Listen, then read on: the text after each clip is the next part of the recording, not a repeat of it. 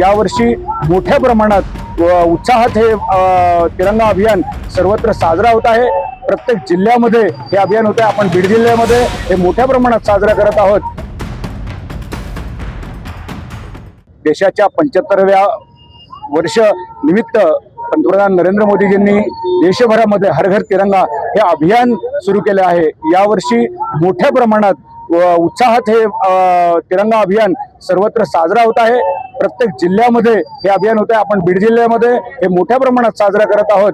6ही विधानसभेमध्ये अशा प्रकारची मोठी तिरंगा रॅली होणार आहे। सर्व जेएनजी आपण असं म्हणालात त्याप्रमाणे सर्व तरुण यामध्ये मोठ्या संख्येने सहभागी होत आहेत। बीडमध्ये आदरणीय योगेशजी क्षीरसागर, सारिकाताई आणि सर्व मंडळाध्यक्षांच्या नेतृत्वाखाली ही रॅली फार उत्साहामध्ये साजरी झाली आहे। मी सर्व बीड जिल्हावासियांना स्वातंत्र्य दिनाच्या शुभेच्छा या निमित्ताने देतो आणि प्रत्येकाने हर घर तिरंगा आपल्या घरावर तिरंगा लावावा असं मी आवाहन या निमित्ताने करतो। भारताचा स्वातंत्र्याचा दिवस आहे आणि निश्चित आपल्यासाठी दिवाळी, दसरा याप्रमाणे आम्ही सर्वजण साजरा करत आहोत। देशभर तिरंगा वातावरण निर्माण झालेलं आहे।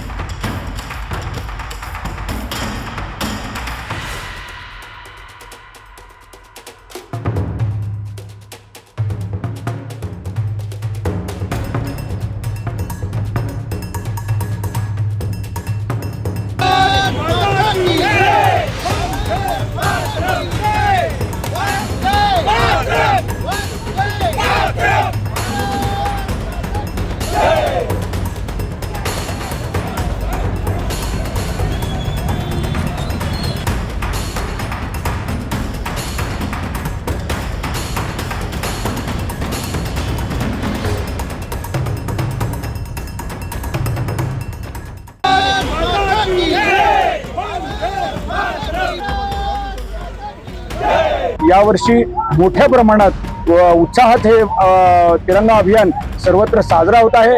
प्रत्येक जिल्ह्यामध्ये हे अभियान होते। आपण बीड जिल्ह्यामध्ये हे मोठ्या प्रमाणात साजरा करत आहोत। देशाच्या 75व्या वर्ष निमित्त पंतप्रधान नरेंद्र मोदीजींनी देशभरामध्ये हर घर तिरंगा हे अभियान सुरू केले आहे। यावर्षी मोठ्या प्रमाणात उत्साहात हे तिरंगा अभियान सर्वत्र साजरा होत आहे। प्रत्येक जिल्ह्यामध्ये हे अभियान होते। आपण बीड जिल्ह्यामध्ये हे मोठ्या प्रमाणात साजरा करत आहोत।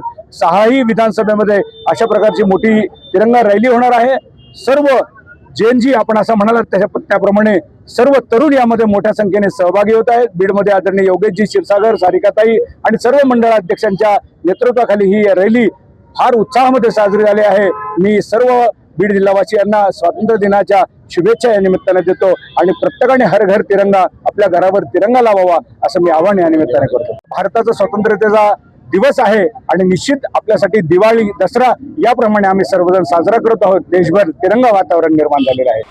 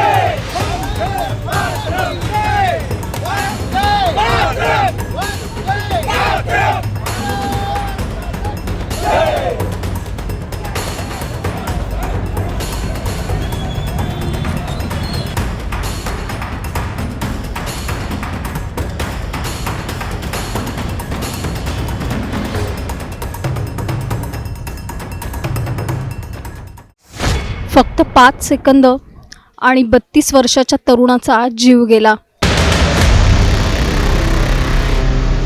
वीज बंद असल्याचं परमिट होतं, मग अचानक प्रवाह सुरू कसा झाला?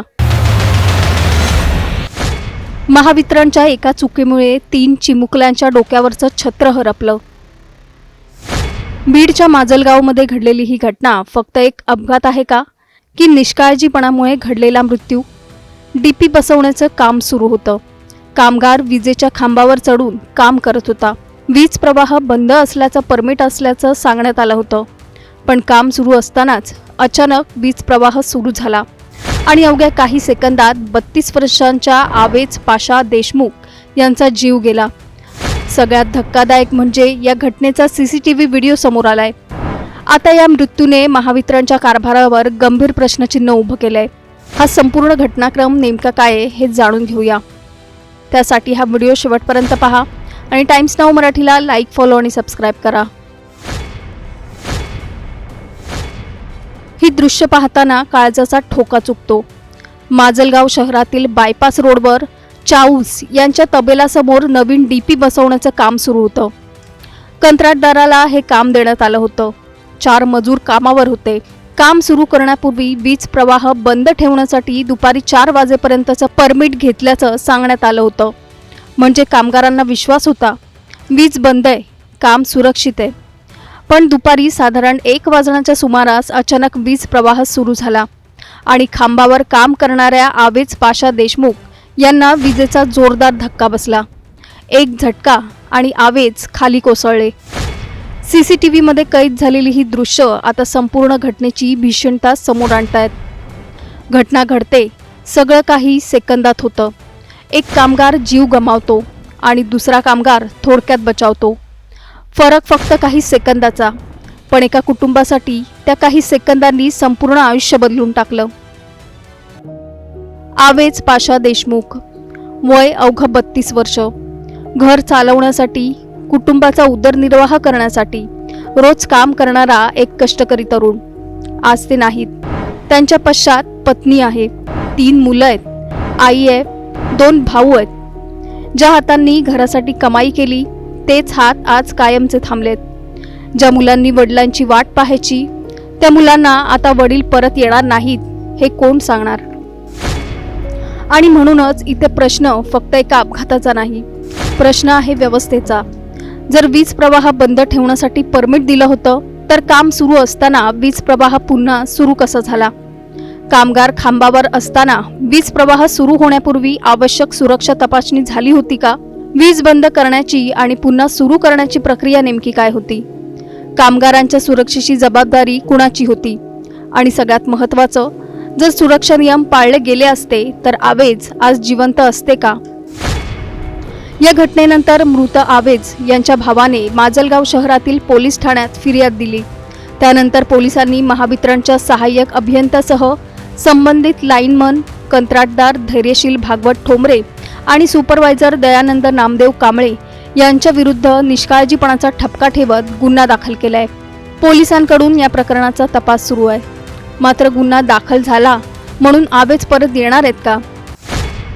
एका चुकीची किंमत कधी कधी पैशात मोजता येत नाही.